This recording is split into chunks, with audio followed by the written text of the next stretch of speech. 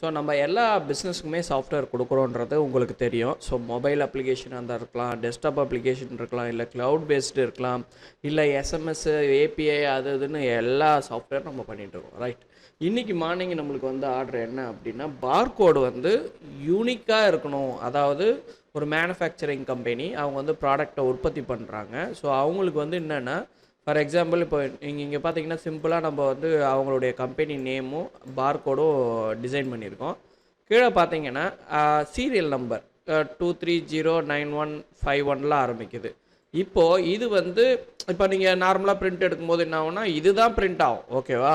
So ஆனால் அவங்க வந்து ஒரு 20 பொருள் வந்து ரெடி பண்ணி வச்சுருக்காங்க. இப்போ சீரியல் நம்பர் வந்து இந்த சீக்வன்ஸ்லேருந்து ஸ்டார்ட் ஆகுது. அதாவது 230 91 51 ஸ்டார்ட் ஆகுது.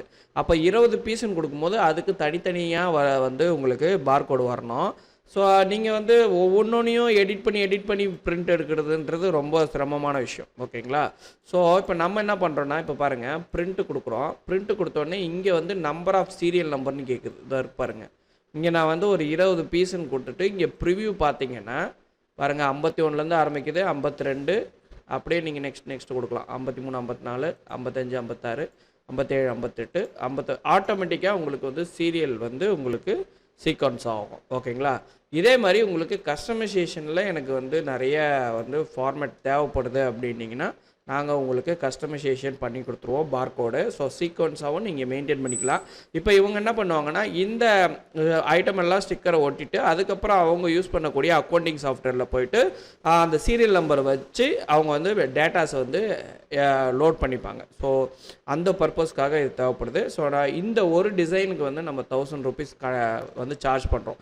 இந்த மாடல் கூட நீங்கள் எந்த மாடல் டிசைன் கேட்டிங்கன்னா கூட மேனுஃபேக்சரிங் யூனிட்டுக்கு நம்ம வந்து பார்த்திங்கன்னா உங்களுடைய தேவைக்கு ஏற்ற மாதிரி அந்த ஃபார்மேட்ஸை வந்து நாங்கள் டிசைன் பண்ணி கொடுப்போம். இது ரொம்ப சிம்பிள் ஃபார்மேட். இதில் ஒன்றும் பெரிய ஒர்க்கு எதுவும் கிடையாது, ஓப்பனாக சொல்லணும்னா.